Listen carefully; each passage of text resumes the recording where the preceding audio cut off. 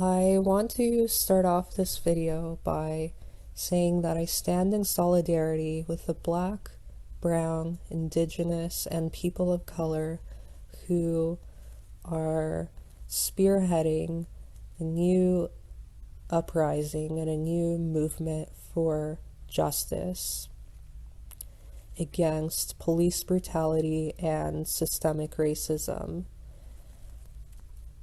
I, as a white person, hope to use my privilege and my platform to uplift the voices of Black, Brown, Indigenous, and people of color as much as I can, and I implore my viewers to hold me accountable if I fail to do so. My very, very best wishes and my sincerest solidarity goes out to everybody out there fighting against injustice.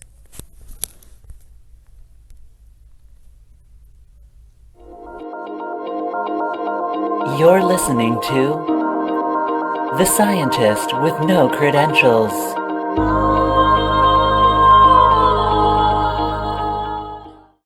Before I kind of get into, dive into explaining how psychedelics work in the brain, I thought I'd cover some definitions for some basic concepts that are needed to be understood in order for me to further explain how everything works.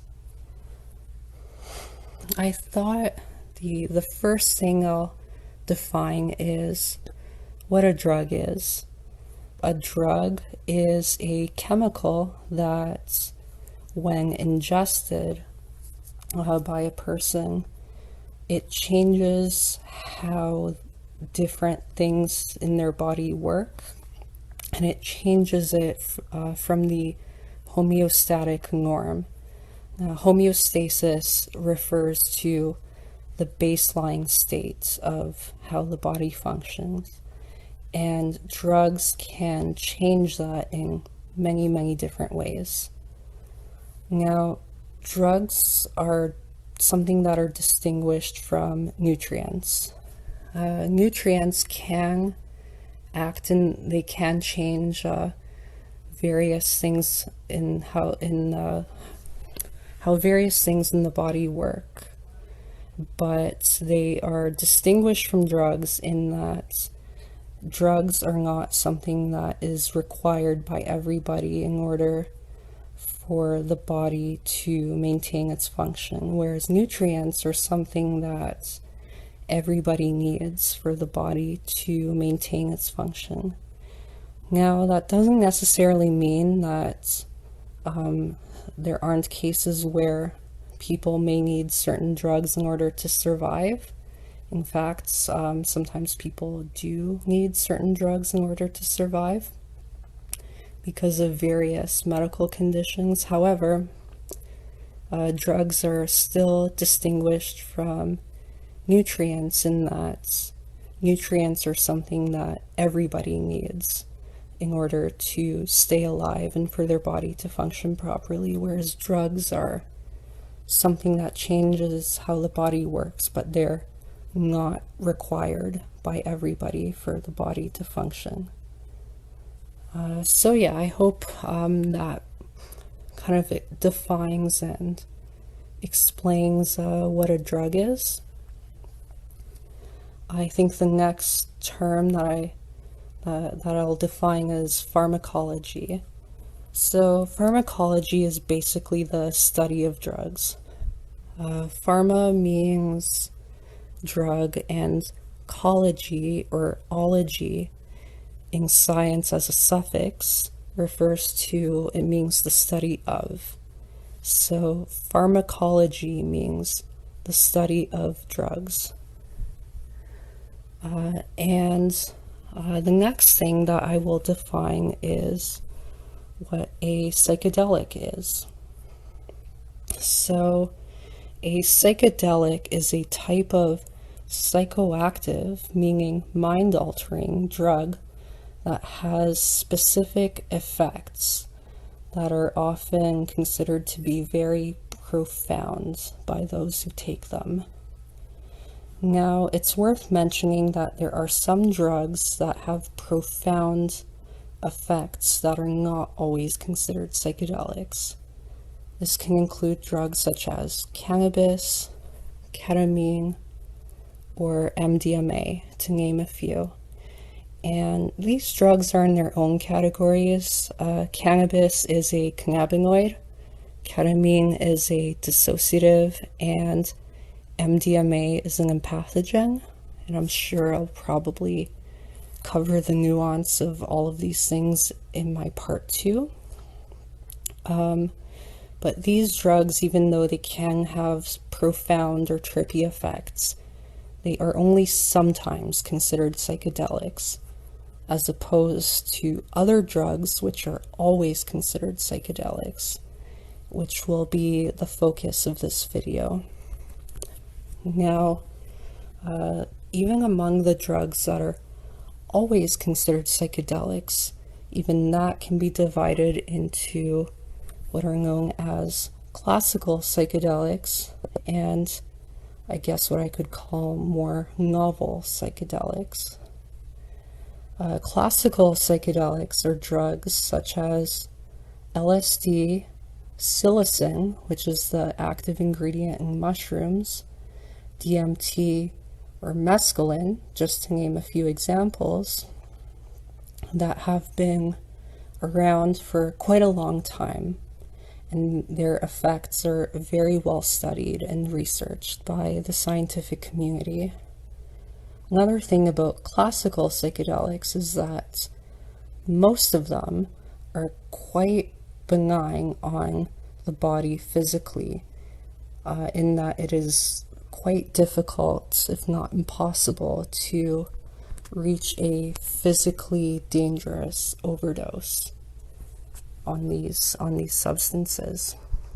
Now, I should mention, just because you cannot physically overdose on these substances does not mean that you can just take however much you want and it'll be okay. Because the psychological effects, especially at higher doses, can be extremely titanic. An analogy I like to use is that they're kind of like the psychological version of an extremely hot pepper. Hot peppers, they contain a drug known as capsaicin, and capsaicin, it tricks the body into thinking that there is a lot of heat, and this causes a lot of pain. Now, even though there is no physically real thermal burns that are going on, the body can be tricked into thinking that there is a actual dangerous heat source to such an extent that the hottest peppers in the world can trigger such a powerful inflammatory response that can send people to the hospital. So it's kind of a similar concept with these psychedelic drugs, is even though physically they are very benign, psychologically they can have very titanic effects. They should still be taken very seriously.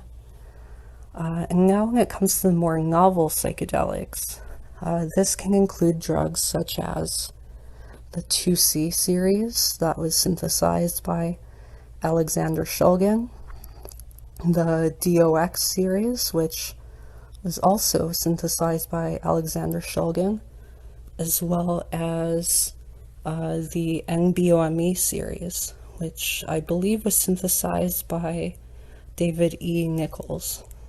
Now, some of these more novel psychedelics makes sense to kind of group them separately or as a subcategory of psychedelics compared to classical psychedelics, because some of these more novel psychedelics, they their effects are not quite as well researched, and they're not always as physically benign to the body as classical psychedelics, because their pharmacological effects can differ. And that's something that I can cover in part 2.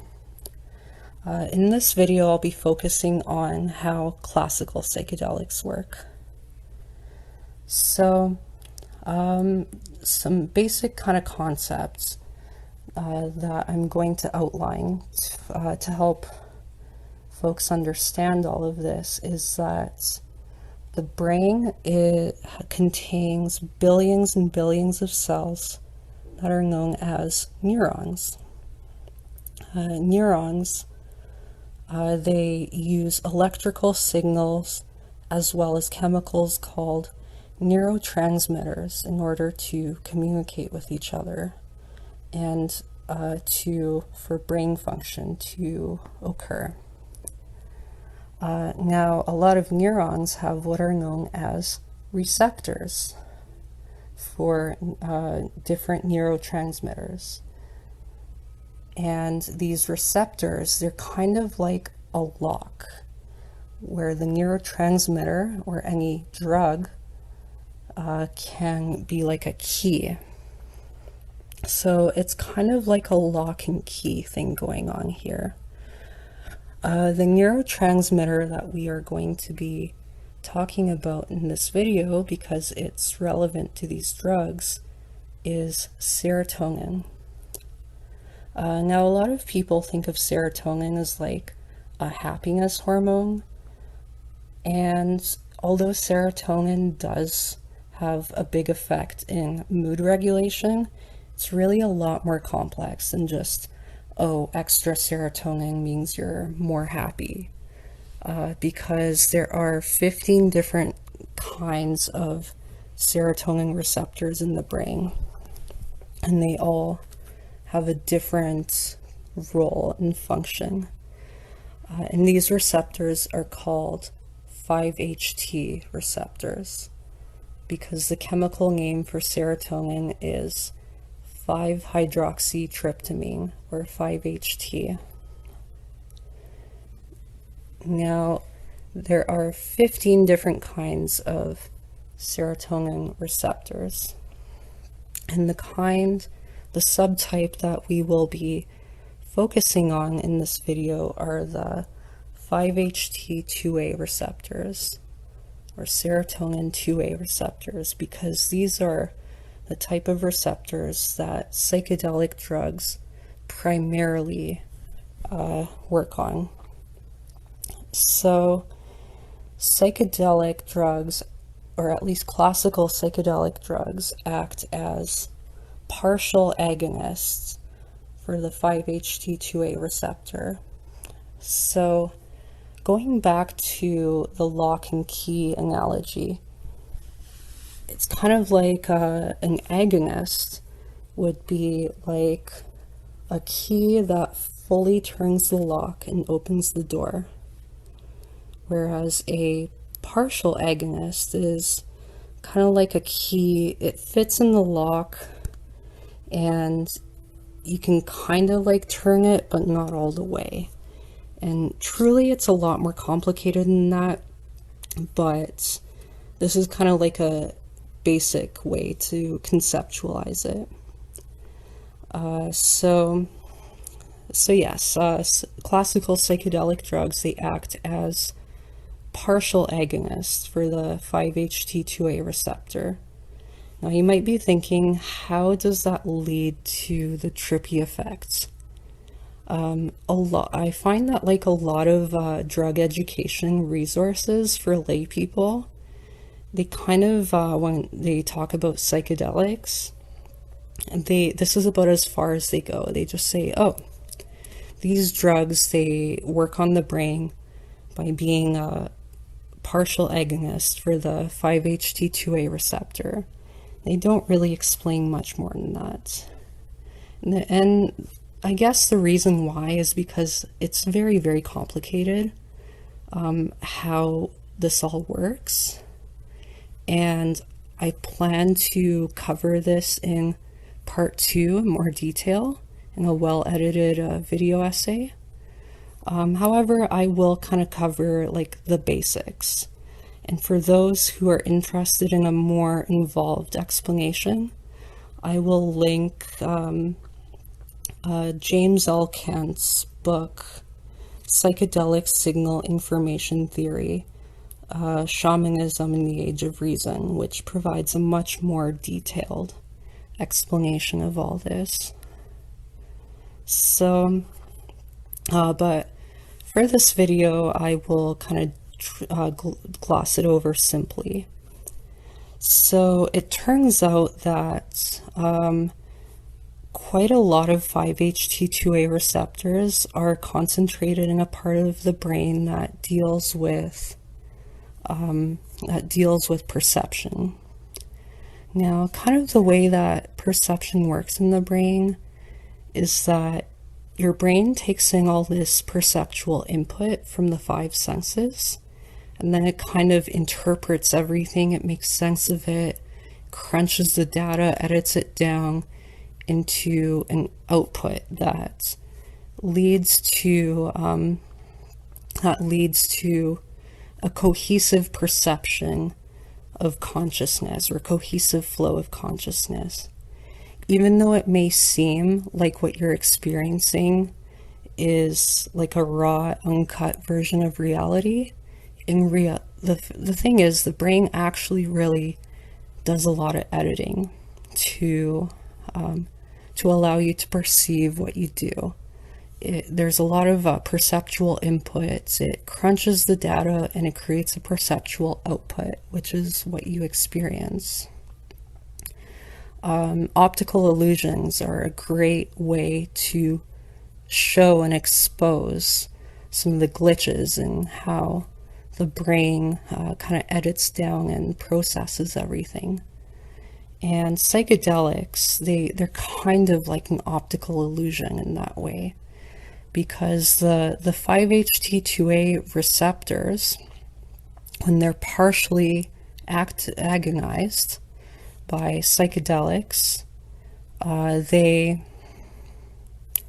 it kind of it causes the cells in this part of the brain to change how they deal with input and output in kind of a way that leads to kind of like a feedback loop, kind of like microphone feedback.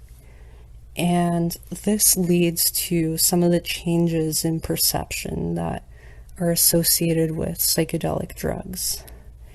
Now, this is a very basic explanation. It's actually like a lot more complicated than this. And the details are fully laid out in James L. Kent's book that I will link in the description. However, I feel like this is kind of a nice, basic, very, very summarized explanation of how this kind of works. And I feel like I would include this even in this introductory video, because I've noticed even like a lot of basic drug info resources don't really go beyond just saying that, oh, psychedelics are 5-HT2A receptor partial agonist. I hope to cover this again in more detail with in the future, but in the meantime, I hope everyone enjoyed this. All the best. Scientist with no credentials, out.